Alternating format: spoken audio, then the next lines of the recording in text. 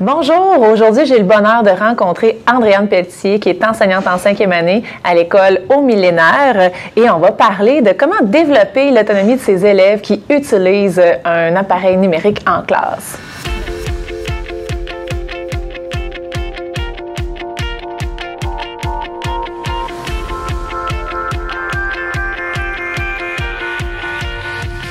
Bonjour Andréane! Écoute Andréane, les élèves dans ta classe, puis même à l'école Au Millénaire, utilisent un iPad en classe. Comment vous avez réfléchi la façon de les accompagner puis de développer leur autonomie dans l'utilisation de leur appareil? En fait, le besoin est venu de l'expérience. Donc, à la première année, comme tu le disais, on est une école qui est en iPad 1.1, en fait, qui veut dire que chaque élève est doté de son outil numérique personnel. Et notre situation étant particulière, comme nous sommes une école qui est publique, les iPads sont fournis par la commission scolaire, donc appartiennent en tout temps à l'école. Ouais. Donc, ça nous donne aussi une manière qu'on peut le gérer, étant donné que c'est une propriété qui est de l'école. C'est une responsabilité, finalement, de les accompagner au travers de cet usage-là.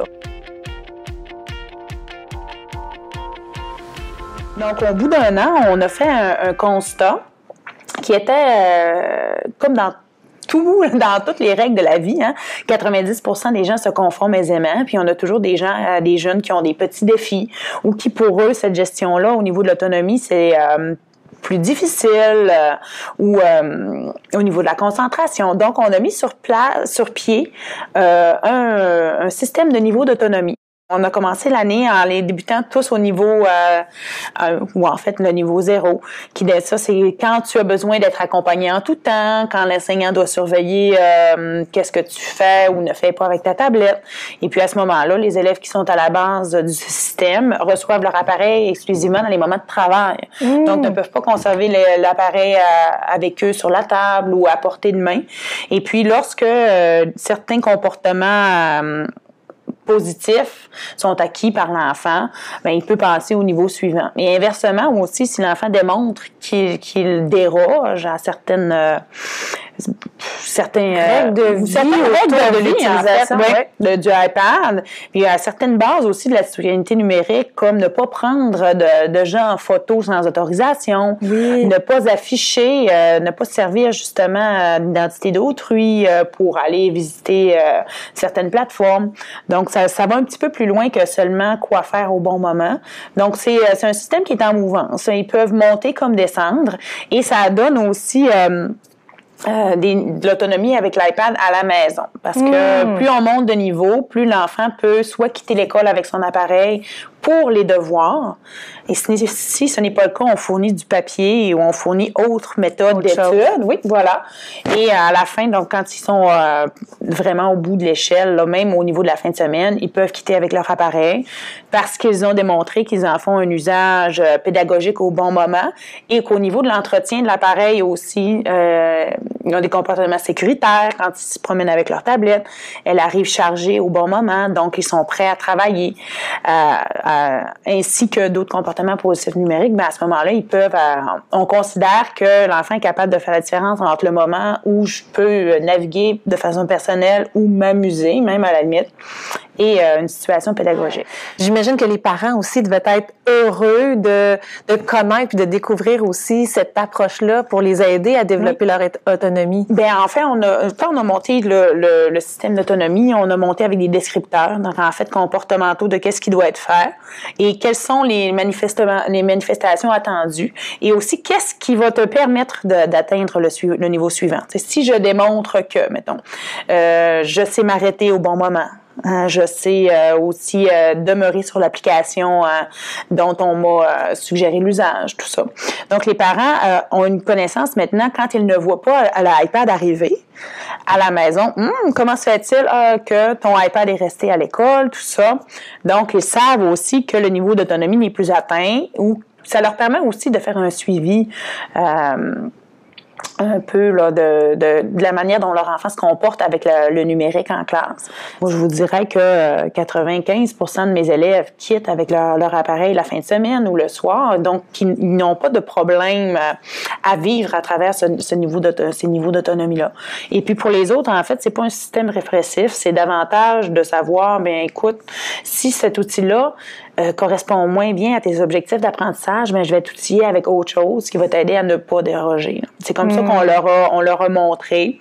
Que ça reste dans un esprit d'éducation puis d'accompagnement. Et puis en le présentant aux parents aussi et à l'élève, en leur expliquant clairement quelles étaient les attentes qui étaient nées aussi d'une année d'expérimentation. Mais on a pu maintenant là, avoir un discours clair qui était cohérent entre la maison, le parent et l'enfant. De tout harmoniser ça, les comportements. Ça fait un beau lien qui est établi. Voilà. Parents, enfants, école, enseignants. Oui. Et en faisant ce niveau d'autonomie-là, en se concertant, en faisant de façon équipe-école, on peut avoir tous les mêmes modalités de fonctionnement, que ce soit les spécialistes, que ce soit les enseignants. Chaque niveau d'autonomie ne correspond pas à un niveau première, ni d'âge. Non, ce sont vraiment des comportements. Donc, un enfant de 6e année peut avoir de la difficulté à monter en niveau d'autonomie et à être encore au niveau 1, niveau 2, tandis qu'un petit de première année peut, lui, facilement être au niveau 4, 3 ou 4. Donc, c'était vraiment de le créer comme ça et de l'harmoniser de façon dans l'école à ce que, justement, ce soit un système qui perdure dans le temps. Pour terminer, Andréane, j'ai envie de te demander qu'est-ce que toi, tu gardes en tête quand, justement, tu vois une élève qui n'a pas le comportement qui serait attendu? Parce que ça arrive qu'il y ait des défis, puis ça arrive aussi qu'il y ait de la déception par rapport au fait que, bon, un élève diminue de niveau d'autonomie, par exemple. Qu'est-ce qui, toi, t'aide à garder un accompagnement qui est, j'ai envie de dire, positif et aidant pour l'élève dans ce contexte-là?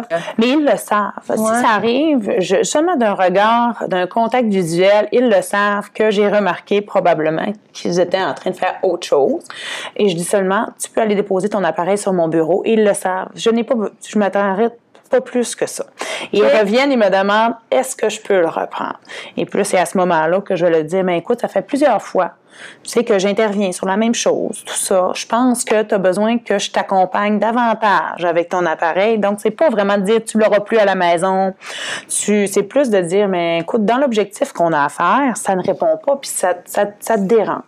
Puis moi, je leur dis toujours, mon rôle, c'est de t'accompagner dans tes apprentissages. Puis si ça, pour toi, c'est une distraction, ben je vais t'aider à la gérer. Donc, je vais t'aider à la prendre, à la mettre de côté ou à t'offrir ça seulement au moment qui est opportun. Donc, c'est plus de cette manière-là que moi, je le fais vivre dans ma classe, davantage que comme un système répressif ou à point. C'est ça. Merci beaucoup, Andréane, d'avoir partagé l'expérience que vous avez, j'ai envie de dire, mis en place ici avec votre contexte au millénaire, puis d'avoir pris le temps de nous rencontrer à l'École branchée. Ça fait plaisir. Merci, Andréane. Merci, et je vous invite à vous inscrire à écolebranchée.com/hebdo pour recevoir l'actualité pédagogique qu'on prépare pour vous. Merci.